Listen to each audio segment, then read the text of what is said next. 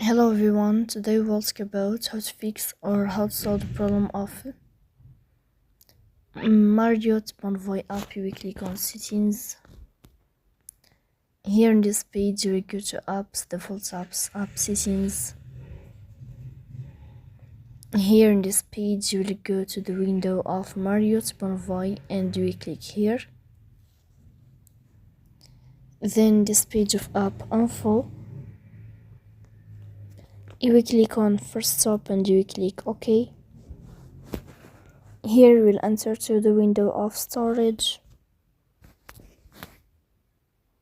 Then we click on clear cache. In the end you can turn off your phone and you can turn on your phone again to fix that problem. So please don't forget to support us by like and subscribe.